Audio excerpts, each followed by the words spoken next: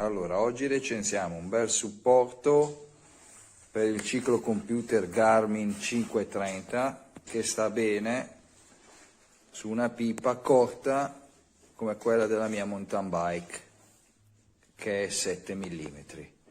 Con questo svaso superiore si riesce a inserire finalmente all'interno per avere il Garmin un po' più inclinato in avanti e quindi ben visibile.